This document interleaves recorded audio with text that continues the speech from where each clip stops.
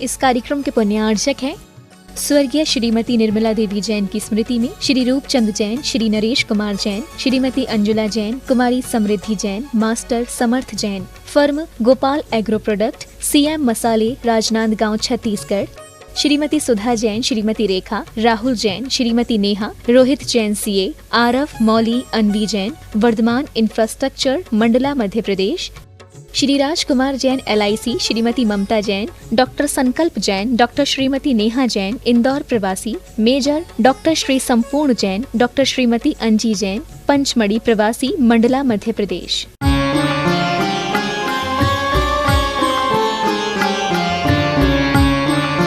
धर्म स्नेही भव्यात्माओं, अभी जय बोल रहे थे और एकाएक मुख से ऐसा निकल रहा था, दीक्षा कल्याणक महोत्सव। आचार्य भगवंत ने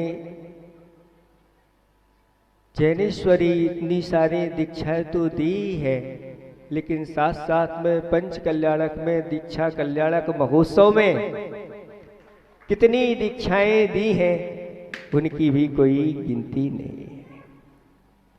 ऐसे एक महान आचार्य भगवंत के द्वारा जब ऐसी महान प्रभावना हुई है धर्म की, इस कली काल में जहाँ चारों तरफ भोगों की प्रधानता है, यह शरीर अन्न का कीड़ा बना हुआ है, और ऐसे कली काल में भी ऐसी युवा अवस्था में यथाजात दिगंबर मुद्रा को धारण कर लेना, इससे बड़ा अतिशय और आपको क्या चाहिए। देख करके लोग दंग रह जाते हैं। अहो साधना, अहो तपस्या, कली काल में यही भगवान है। आप नहीं, जैनेतर लोग देख करके नतमस्तक हो जाते हैं और भूरी भूरी अंदर से ही प्रशंसा उनके निकलती रहती है। ऐसे आचार्य भगवंत ने जब कली काल में ऐसी प्रभावना की है, हमें तो विश्वास है भविष्य में वो तीर्थंकर बन करके ऐसी प्रभावना उनकी तो कहना ही क्या है, अवश्य होगी।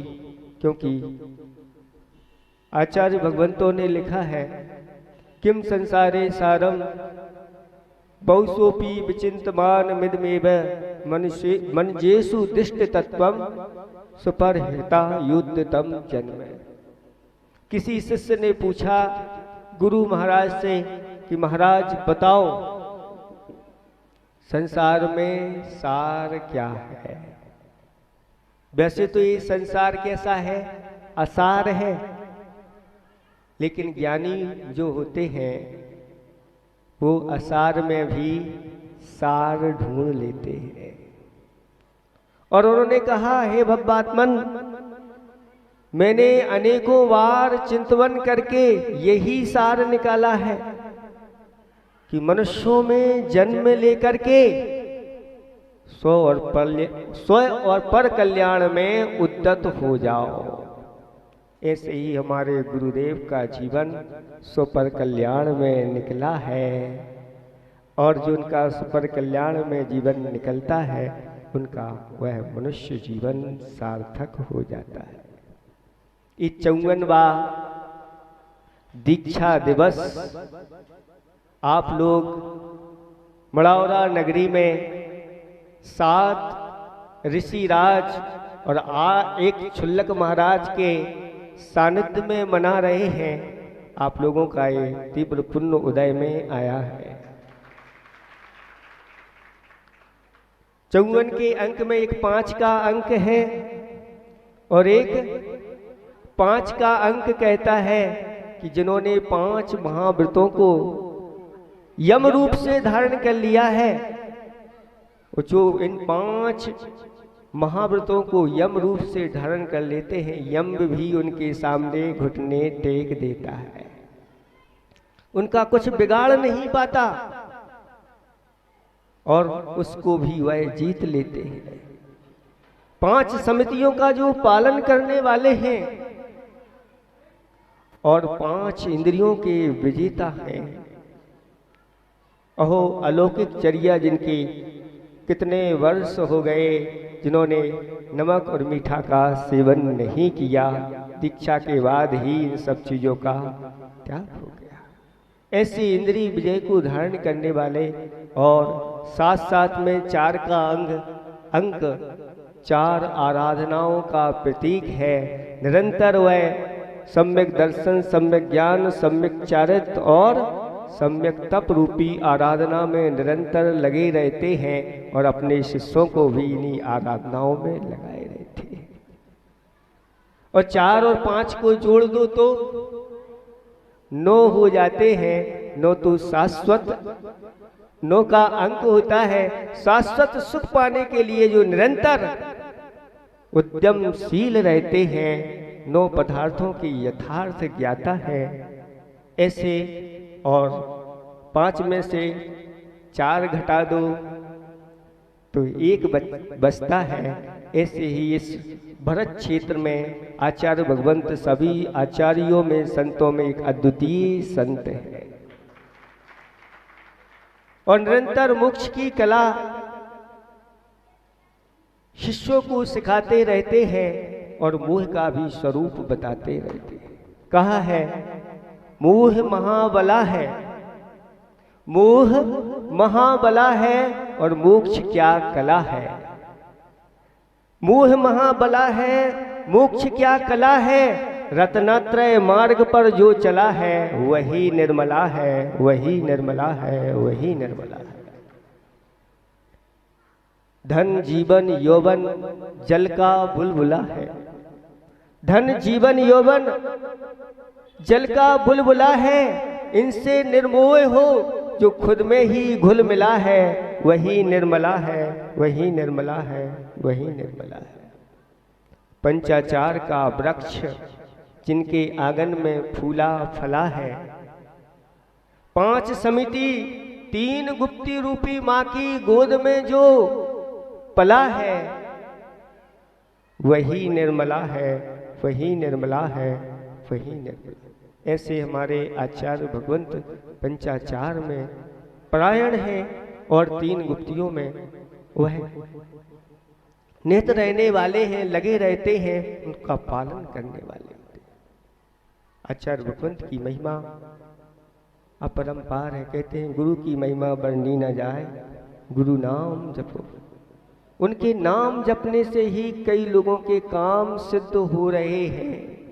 ऐसे महान गुरु आज हमारे लिए मिले। उनकी साधना, उनकी तपस्या, उनकी निर्मोह जीवन, शरीर से भी कैसे निर्मोह रहते हैं। हम लोगों की दीक्षा हुई, दीक्षा होने के बाद पहला शीतकाल नेमावर में हुआ और बिहार हो गया। ठंडी के समय में जनवरी फरवरी का माह होगा। दिन में जब बिहार हुआ तो धूप थी, तेज धूप थी, पसीना पसीना हो रहे थे और एक स्थान पर जाकर के आचार्य भगवंत को रोक दिया गया। जहाँ श्रावक व्यवस्था बनाते हैं वहीं जाकर के आचार्य भगवंत तो ना इधर देखते ना उधर देखते हैं, सीधे जाकर के पाटे पर बैठ जाते। एक चित्रकार कुछ बना रहा था। एक व्यक्ति निकलता है वहां से, पूछता है क्यों भाई क्या बना रहे हो। वह व्यक्ति चित्रकार बोलता है मैं एक चित्र बना रहा हूं। वह व्यक्ति पुनः प्रश्न करता है भैया किसका चित्र बना रहे हो। वह व्यक्ति बोलता है कि मैं भगवान का चित्र बना रहा हूं। वह व्यक्ति फिर प्रश्न करता है कि क्या तुमने भगवान को देखा है। तो वह चित्रकार बोलता है कि मैंने भगवान को तो नहीं देखा है, परंतु मैं चित्र बना रहा हूं, दुनिया उसमें भगवान देखेगी। ऐसे ही किसी व्यक्ति ने पूछा कि क्या आपने भगवान को देखा है। तो हमने कहा कि हाँ, हमने भगवान को देखा है। आचार्य विद्यासागर जी महाराज में भगवान को देखा है। भगवान बनेंगे तो मुनि महाराज ही बनेंगे। परंतु उनके अंदर कैसे क्या गुण होना चाहिए, यदि आचार्य महाराज के अंदर देखा जाए तो 3 बातें सामने आती हैं। एक बात उनका दार्शनिक स्वभाव, वह दार्शनिक है। दूसरा वह आध्यात्मिक है। और तीसरा उनका जीवन व्यवहार देखने में आता है। इन तीनों की समष्टि का नाम आचार्य विद्यासागर जी महामुनि राज है। जहां पर दर्शन हो, अध्यात्म हो और जीवन व्यवहार भी हो। दर्शन कैसा उनका दर्शन, क्या उन्होंने उस दर्शन को किसी विद्यालय में पढ़ा, विद्यालय से सीखे? तो नहीं। आज देखा जाए यदि तो सबसे ज्यादा जैन धर्म में पीएचडी हुई है तो आचार्य विद्यासागर महाराज जी के ऊपर ही हुई है। उन्होंने मूक माटी जैसा ग्रंथ लिख दिया कि जो एमए में भी पढ़ाया जा रहा है। अब सोच लीजिए कि 9th क्लास पढ़े हुए व्यक्ति और उनका दर्शन शास्त्र इतना उच्च कोटि का कि एमए में भी वह अपना पाठ्यक्रम की शोभा बढ़ा रहा है। दर्शन और अध्यात्म, बिना दर्शन के अध्यात्म नहीं और अध्यात्म के बिना दर्शन कोई काम का नहीं। आचार्य महाराज के पास जो अध्यात्म है और जो दर्शन है, दर्शन में अनूठे एक से एक चिंतन निकलते आते हैं। जब मालूम पड़ता है, सर्वास तत्वासुत पढ़ाते हैं तो इसका ऐसा भी अर्थ निकल सकता है तो लगता है कि ऐसा अर्थ निकालने वाले तो एकमात्र विद्यासागर जी महाराज ही हैं। आज के समय में देखा जाए तो दर्शन अलग चीज हो गई और अध्यात्म बिल्कुल अलग हो गया।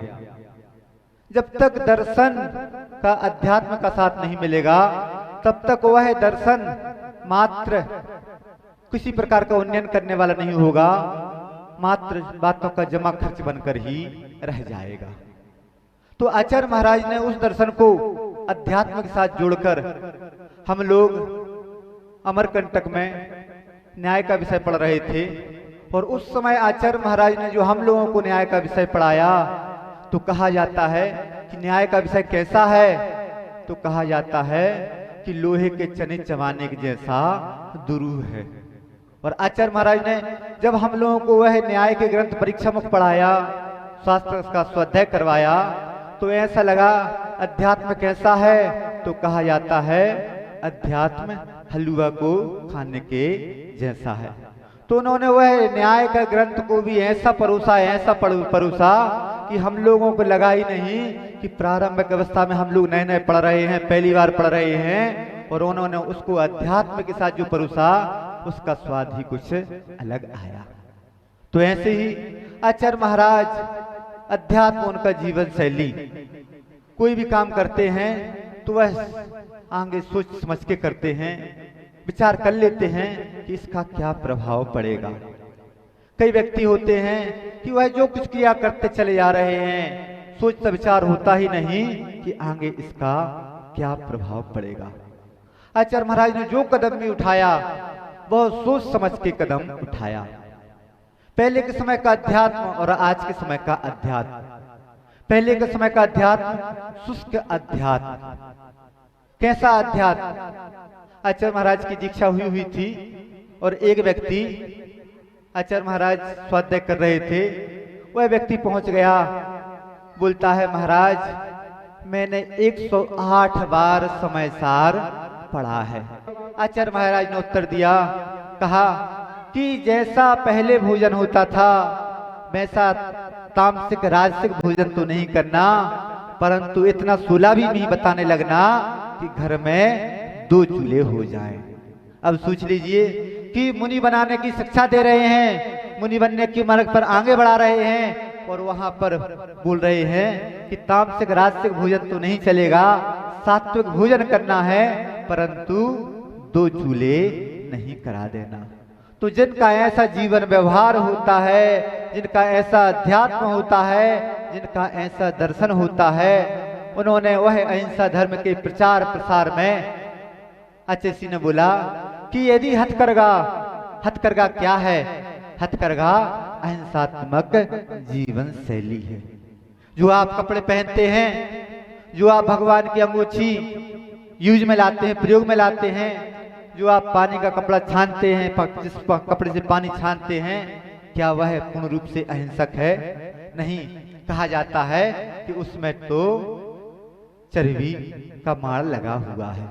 अब सोच लीजिए कि हम आचार्य महाराज, जैसा बिछुले जी ने कहा, आचार्य श्री को तो मानते हो परंतु आचार्य श्री की नहीं मानते हो। यदि आचार्य महाराज ने कोई भी काम आगे बढ़ाया है तो वह सोच समझ के आगे बढ़ाया है, और किसके लिए आगे बढ़ाया है? तो आपके हित के लिए ही उस मार्ग को आगे बढ़ाया है।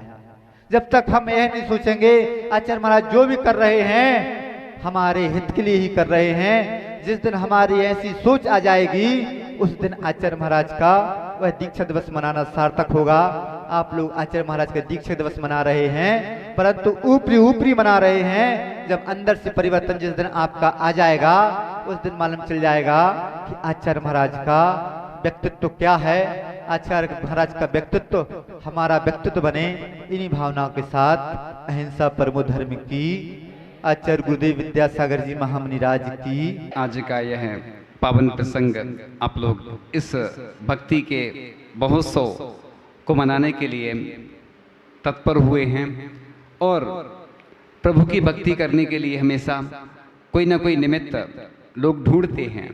और इधर जो प्रतिमा है अजितनाथ भगवान की 1000 वर्ष प्राचीन है, और इधर के कई अध्याय इस विधान के माध्यम से आपने पढ़े होंगे। आप लोग विधान तो कर लिया होगा लेकिन आपने गौर नहीं किया। एक दिन जब हमने पुस्तक को देखा, इस विधान में लिखा था कि एक बालिका आई, उसको कुछ सुनाई नहीं देता था।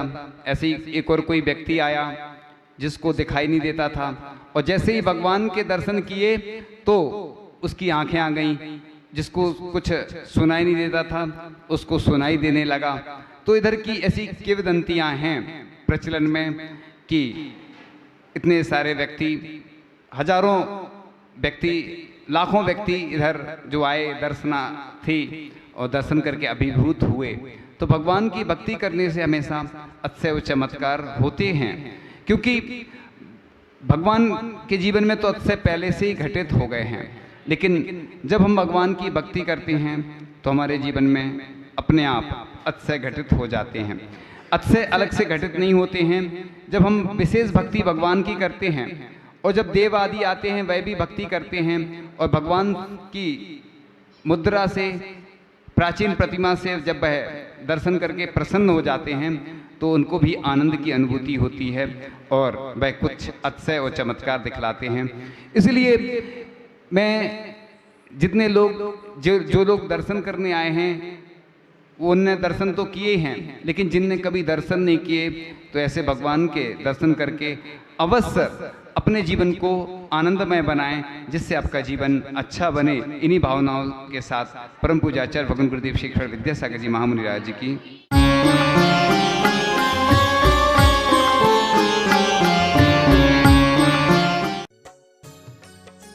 इस कार्यक्रम के पुण्यार्चक थे स्वर्गीय श्रीमती निर्मला देवी जैन की स्मृति में Shri Roopchand Jain, Shri Naresh Kumar Jain, Shrimati Anjula Jain, Kumari Samriddhi Jain, master Samarth Jain, firm Gopal agro product, CM मसाले, Rajnandgaon, Chhattisgarh, Shrimati Sudha Jain, Shrimati Rekha, Rahul Jain, Shrimati Neha, Rohit Jain CA, Araf, Mauli, Anvi Jain, Vardhman infrastructure, Mandla, Madhya Pradesh, Shri Rajkumar Jain LIC, Shrimati Mamta Jain, doctor Sankalp Jain, doctor Shrimati Neha Jain, Indore प्रवासी, मेजर डॉक्टर श्री संपूर्ण जैन, डॉक्टर श्रीमती अंजी जैन, पंचमढ़ी प्रवासी, मंडला, मध्य प्रदेश।